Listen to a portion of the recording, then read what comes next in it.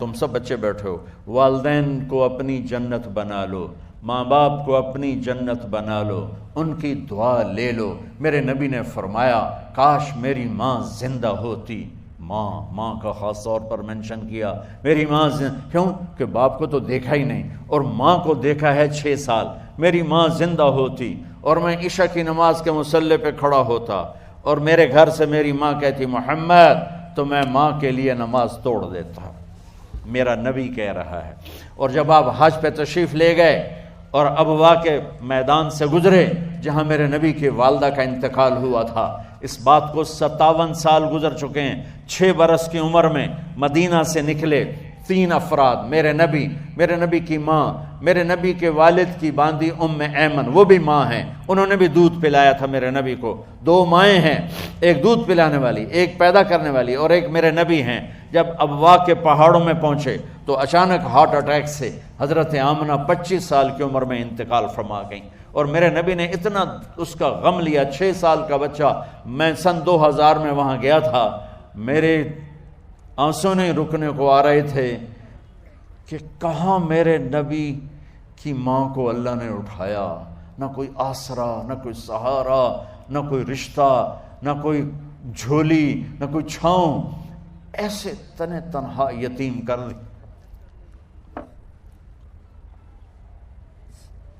جب ان کو پتھروں میں دبا کے نیچے اترے، ام ایمن کو سے ہاتھ چھڑا کر بھاگے اور اوپر پہاڑی پہ چڑھ گئے۔ جب ام ایمن پیچھے گئیں تو ام ایمن نے کیا دیکھا کہ ابوا کے پہاڑ بھی رو رہے ہوں گے، آپ ماں کی قبر کو چمٹ کے ایسے اوپر لیٹے ہوئے تھے، قبر کو پکڑا ہوا تھا، اوپر لیٹے ہوئے تھے۔ جب ام ایمن قریب آئیں تو سنا آپ کہہ رہے تھے اماں جی، آپ کو تو پتا تھا آپ کے سوا میرا کوئی نہ تھا، آپ مجھے چھوڑ کے کہاں چلی گئی، کیوں چلی گئی؟ 6 سال کا بچہ پہلی موت دیکھ رہا ہے تو ان کو سمجھ میں نہیں آ رہا کہ میری ماں کے ساتھ ہوا کیا ہے۔ ام ایمن نے اٹھانا چاہا، آپ نے اٹھنے سے انکار کر دیا۔ اس صدمے کو سینے میں لیے ہوئے 57 سال کے بعد، 7ویں دن بندہ رو نہیں سکتا، رونا ہی چاہے تو رونا نہیں آمدا، 57 سال کے بعد آپ اس وادی سے گزرے، اپنے اونٹنی کو ماں کی قبر کی طرف موڑ دیا، اور ان پلرز کو 3 گنا کرو تو وہ پہاڑ بنتا ہے، چھوٹی پہاڑی تھی۔ اونٹنی کو نیچے بٹھایا، اوپر پہاڑ پر گئے، اور یہ مجھے دیکھو، یوں آپ نے گھٹنے کھڑے کیے ماں کی قبر کے سرانے، اور یہ ہاتھ یہاں رکھے، اور پھر سر دیا اپنے گھٹنوں میں یوں، پھر رونا شروع کیا۔ اتنا روئے، اپریل کا مہینہ تھا، دھوپ سر پہ پڑ رہی تھی، ہم تو ٹھنڈی دھوپ میں بیٹھے ہیں، شدید دھوپ میں بیٹھے تھے، اور اس کنڈیشن میں یہ بچوں کا سٹائل ہوتا ہے، جب لمبا رونا ہو تو وہ یوں بیٹھتے ہیں سر اندر دے کر۔ اتنا روئے کہ آپ کی داڑھی ساری آنسوں سے بھر گئی، سینہ تر ہو گیا، احرام تر ہو گیا، اور کئی گھنٹے بیٹھ کے روتے رہے۔ 2 جہان کے سردار ہو کر تمنا کر رہے ہیں کاش اے اماں تو زندہ ہوتی، تو مجھے کہتی محمد، میں تیرے لیے نماز توڑ دیتا۔ اور میرے نبی نے، یہ بچیاں غور سے سنو، میرے نبی سے پوچھا گیا یا رسول اللہ قیامت کب آئے گی؟ آپ نے فرمایا یہ تو اللہ کو پتہ ہے۔ نے کہا یا رسول اللہ کوئی نشانی بتا دیں؟ تو آپ نے فرمایا جب بچیاں ماؤں کو ذلیل کریں گی تو قیامت آ جائے۔ جب بیٹیاں ماؤں کے ساتھ بدتمیزی کریں گی اور ماؤں کو ذلیل کریں گی تو قیامت آ جائے گی۔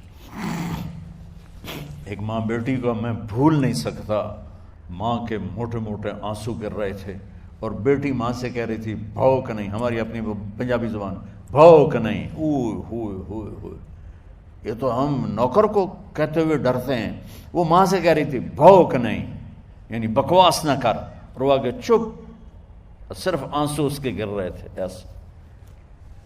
شاید وہ یاد کر رہی تھی کہ 9 مہینے کیسے اس کو میں نے پیٹ میں پالا، جنتے ہوئے کتنی تکلیفوں سے گزری، اور اس کو دودھ پلاتے ہوئے کتنی راتیں میں نے کاٹ کاٹ کے گزاریں، اور اس کے پیشاب دھوتے ہوئے کتنی دفعہ میں سردی میں ٹھٹھری، اور آج جو مجھے کہہ رہی ہے بھوک نہیں۔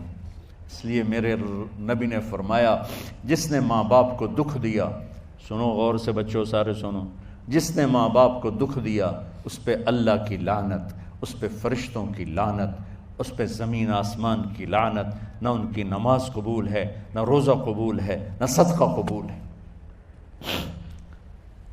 میرے نبی کی زندگی کا دوسرا روپ حقوق العباد، نماز حقوق اللہ میں آ جاتی ہے، میں حقوق العباد کی تھوڑی سی وضاحت کر رہا ہوں۔ ماں باپ زندہ ہیں تو دعا لے لو۔ والدین سے کہتا ہوں بچوں کو عزت دو، جہاں اولاد ماں باپ کے حقوق ہیں وہاں اولاد کے حقوق ہیں، اولاد کو عزت دو، اولاد کو عزت دو، اولاد کو عزت دو۔ بہت سی اولاد کی نافرمانی کا ذریعہ ماں باپ بن رہے ہیں، سختی کر کے، زبردستی کر کے اور ٹھونس کر چیزیں نوکروں کی طرح سلوک کر کے۔ میرے نبی کے گھر میں جب بیٹی فاطمہ ملنے کے لیے آتی تھیں تو میرے نبی بیٹھے نہیں رہتے تھے، اب چیئر پہ بیٹھے ہوئے بی بی فاطمہ آ گئی، اب زمین پہ بیٹھے ہوئے ہیں بیٹی آ گئی، اب چارپائی پہ لیٹے ہوئے ہیں بیٹی آ گئی۔ میرے نبی کیا کرتے تھے؟ کھڑے ہو جاتے تھے، کھڑے ہو جاتے، ایک دم کھڑے ہو جاتے تھے، اور پھر کھڑے نہیں رہتے تھے، تیزی سے آگے بڑھتے تھے اور حضرت فاطمہ کا ہاتھ پکڑ لیتے تھے۔ یہ والدین غور سے سنو، حضرت فاطمہ کا ہاتھ پکڑ لیتے تھے اور ہاتھ پکڑ کے مجھے دیکھو یوں بوسہ لیتے تھے، بیٹی کا بوسہ لیتے تھے، پھر ہاتھ چھوڑتے نہیں تھے، ہاتھ پکڑے پکڑے لاتے لاتے لاتے ان کو چارپائی پر پہلے بٹھاتے تھے پھر خود بیٹھتے تھے۔ یہ باپ اور رسول ہو کر بیٹی کو یہ عزت دیتے تھے۔ پھر وہ جنت کی عورتوں کی سردار بنی، پھر وہ جنت کے سرداروں کی ماں بنی، پھر وہ اللہ کے شیر کی زوجہ بنی۔ تو والدین سے کہتا ہوں کہ اپنے بچوں کو عزت دو، عزت دو، عزت دو، عزت دو۔ پھر آپ سے زندگی کے بڑے فیصلے ہیں شادی۔ اب لوگ اکٹھے پڑھتے ہو لڑکے لڑکیاں، اپنی شادی کے فیصلے خود نہ کرو، اپنے ماں باپ کے حوالے کرو۔ اس میں شرافت بھی ہے، اس میں برکت بھی ہے، اس میں رحمت بھی ہے، اور اس میں والدین کی دعائیں بھی ہیں۔ کورٹ میرج کو ہوا نہ دو، boyfriend girlfriend culture ہمارا نہیں ہے۔ میرے نبی کے طریقے میں مرد اور عورت کا صرف نکاح سے تعلق ہے، اس کے علاوہ سب جہنم کی آگ ہے۔ اور والدین سے کہتا ہوں کہ اپنے بچوں سے پوچھ کے رشتے کرو، زبردستی مت کرو۔ میرا معاشرہ بہت سنگین قسم کے جرم کا شکار ہے، بچوں پہ مسلط کر دیتے ہیں، ایتھے ہی کرنی ہے، جٹائیں چی کرنی ہے، بٹائیں چی کرنی ہے، پتہ نہیں آئے کتوں جٹ بٹ۔ چلو تم ناراض نہ ہو، راجپوتائیں چی کرنی، میں راجپوتوں میں اپنی قوم کو بھی رگڑ دیتا ہوں، راجپوتائیں چی کرنی، اگاں کرنی ہی کوئی نہیں۔ یہ ظلم و ستم اولاد پہ مت کرو، اپنی بچی سے پوچھو، اگر بیٹی ہاں کرے تو پھر قدم اٹھاؤ، اگر بیٹی کہہ دے میں نہیں کرنا چاہتی تو وہ نافرمان نہیں ہے۔ اللہ کے واسطے میری سنو، صرف تم نہیں سن رہے ہو، اس کیمرے سے لاکھوں کروڑوں لوگ سن رہے ہیں۔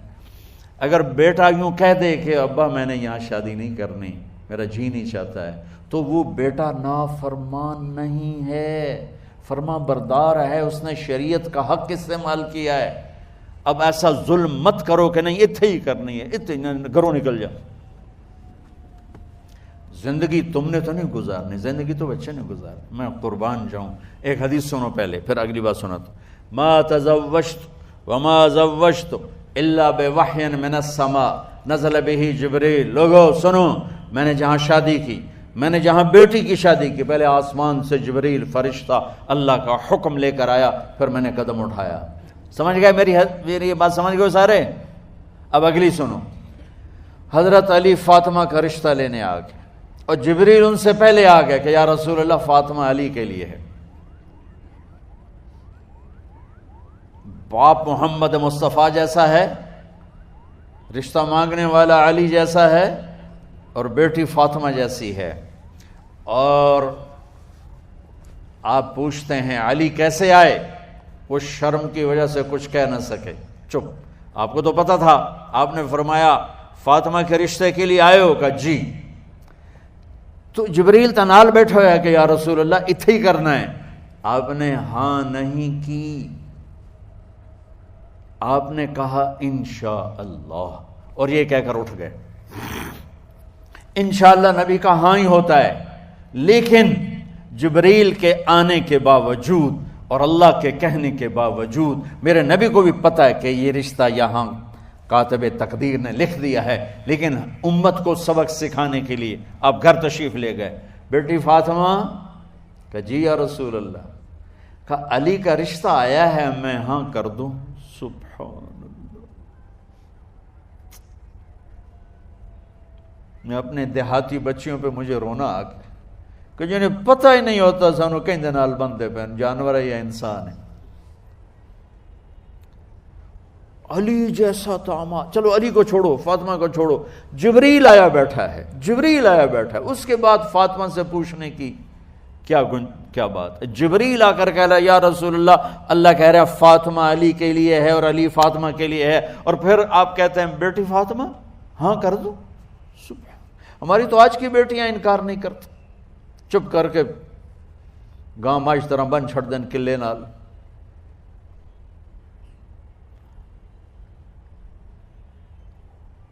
کوئی ان کے اندر کے جذبات کو سننے والا کوئی نہیں ہوتا، اپنی انانیت پر یہ فیصلے کرتے ہیں، اور میرا نبی کہہ رہا بیٹی ہاں کر دو۔ سبحان اللہ۔ آپ کا کیا خیال ہے فاطمہ نے انکار کرنا تھا؟ یہ تو یہ بیٹیاں نہیں انکار کرتی تو فاطمہ نے کہاں کرنا تھا؟ لیکن یہ سبق دینا تھا ان والدین کو جو نادانی میں نادانی کے فیصلے کر کے اولاد کو ہمیشہ ایک ٹھنڈی آگ میں دھکا دے دیتے ہیں۔ حضرت فاطمہ رضی اللہ تعالیٰ عنہا نے جب ہاں کی پھر آپ باہر نکلے۔ اچھا مزے کا واقعہ ہو، حضرت علی اٹھ کے باہر نکلے تو صحابہ باہر کھڑے انتظار کر رہے تھے کہ کیا ہوا۔ حضرت علی کو بھیجنے والے تھے عبد الرحمن بن عوف۔ پہلے ابو بکر گئے تو آپ نے انکار کر دیا، عمر گئے رشتہ مانگا، آپ نے انکار کر دیا۔ عبد الرحمن بن عوف نے علی سے کہا آپ جائیں، آپ کا رشتہ رد نہیں ہوگا۔ کہنے لگے میرا تو ذاتی گھر بھی کوئی نہیں، مجھے کہاں سے رشتہ ملے گا، میں تو بالکل غریب ہوں۔ کہ نہیں تم جاؤ۔ تو واپس آتے انہوں نے عبد الرحمن بن عوف پہ چڑھائی کر دی، وہ کیا ہے نا تو میں نے گلے آئی، انکار ہو گیا۔ تو صحابہ نے پوچھا کیا ہوا؟ کہا کچھ کہا ہی نہیں، چپ کر کے اٹھ گئے۔ تو عبد الرحمن بن عوف کہنے لگے کچھ بولے صحیح، کہ بس اتنا کہا انشاءاللہ کا تو مبارک ہو، نبی کا انشاءاللہ ہاں ہوتا ہے۔ کہا اچھا تو اتنے میں آپ باہر تشریف لے۔ کہا علی، کہا جی، کہا لو بلاؤ، لوگوں کو بلاؤ۔ ساری مسجد بھر گئی، آپ کی ساری مسجد فل ہو گئی۔ آپ ممبر پہ کھڑے ہوئے علی کو سامنے بٹھایا، کہا لوگو یہ جبریل میرے پاس اللہ کا پیغام لائے ہیں کہ میں فاطمہ بنت محمد کا نکاح علی بن ابی طالب کے ساتھ کر دوں۔ پھر آپ نے خطبہ پڑھا اور کہا کہ علی، ہائے ہائے ہائے، میں نے فاطمہ بنت محمد کو 400 درہم مہر کے عوض تیرے نکاح میں دیا، تو نے قبول کیا؟ حضرت علی نے زور سے نعرہ لگایا میں نے قبول کیا، اور سجدے میں چلے گئے، اللہ کا شکر کا سجدہ ادا کیا۔ پھر میرے نبی نے وہیں سارے مجمع کو شہد کا شربت پلایا اور تازہ کھجوریں کھلائیں، اور پھر جب رخصتی ہوئی تو آپ نے حضرت علی سے فرمایا کہ آپ آ کے لے جاؤ۔ پھر آپ نے حضرت ام سلمہ، حضرت حفصہ اور جناب حضرت عائشہ رضی اللہ تعالیٰ عنہ، ان تینوں کو بلا کر فرمایا تمہیں پتہ ہے نا مجھے فاطمہ سے کتنا پیار ہے، تو تم فاطمہ کو دلہن بناؤ، اس کی تیاری کرواؤ، اسے دلہن بناؤ۔ تو ان تینوں نے حضرت فاطمہ کو دلہن بنایا۔ پھر آپ نے حضرت علی کو پیغام بھجوایا، وہ تشریف لائے، اپنی اونٹنی لے کر آئے، حضرت عقیل ساتھ ہے، سلمان فارسی ساتھ ہے، اور دروازے پر اونٹنی بٹھائی، آپ علی کو اندر لے گئے اور یوں فاطمہ کا ہاتھ پکڑ کے علی کے ہاتھ میں دے کر فرمایا علی تمہیں نبی کی بیٹی مبارک۔ سبحان۔ پھر آپ نے کہا میری بیٹی فاطمہ، مجھے اپنے خاندان میں جو سب سے زیادہ محبوب تھا میں نے تیرا ہاتھ اس کے ہاتھ میں دے دیا ہے۔ والدین سے کہتا ہوں اپنے نبی کی زندگی پڑھو۔ میرا درد ہے کہ ہماری ثقافت میں اسلام داخل نہیں ہوا، ہمارے عبادت میں اسلام آ گیا، بہت سارا مجمع مرد عورتوں کا نمازی ہے، حاجی ہے، عمرے کرتے ہیں، لیکن ثقافت میں نبوت کی جھلک دکھائی دے، ثقافت میں اللہ کا نبی دکھائی دے، وہ نہیں ہے۔ زندگی بیت گئی اس انتظار میں، مدت سے لگ رہی تھی لب بام ٹک ٹکی، تھک تھک کے گر گئی نگہ انتظار آج، پتہ نہیں کب صبح ہوگی۔ چلو کہتے تو جائیں مجھے ہے اگرچہ بت ہیں جماعت کی آستینوں میں، مجھے ہے حکم اذان لا الہ الا اللہ۔ والدین کے ذمہ ہے اولاد کو عزت دینا، ان کے سب سے بڑی خواہش میں ان کا احترام کرنا کہ زندگی انہوں نے گزارنی ہے، اور آپ کے ذمہ ہے والدین کے آگے سر جھکا دینا۔ اللہ کے واسطے کورٹ میرجز اور خفیہ شادیاں یہ نہ ہماری ثقافت ہے نہ یہ انسانیت ہے، ہمیشہ دکھ دردوں میں زندگی گزرتی ہے کہ اصل زندگی تو موت کے بعد آنے والی ہے۔ تو والدین پڑھیں شریعت کو، اولاد بھی پڑھے اپنے نبی کی زندگی کو۔ ایک شخص حضرت عمر کے پاس آیا ایک بیٹے کو لے کر، کہا امیر المومنین یہ میرا بیٹا بڑا نافرمان ہے اور مجھے بہت تنگ کرتا ہے۔ حضرت عمر کے پاس لاٹھی ہوتی تو انہوں نے یوں اٹھائی، وہ کہنے لگا حضور معافی دیا جائے، ایک میری گل سن لو۔ آپ نے فرمایا کیا؟ کہنے لگا ماں پیو دے بڑے حق ہیں، بالکل ٹھیک ہے، پر کوئی ساڈا حق بھی ہے ماں پیو تے؟ آپ نے کہا ہاں۔ ہاں۔ کہنے لگے ذرا وہ بتا دیں۔ کہا پہلا حق ہے اچھی ماں تلاش کرے، نیک عورت تلاش کرے۔ دوسرا حق یہ ہے نام اچھا رکھے۔ تیسرا حق یہ ہے اس کو قرآن کی تعلیم دے۔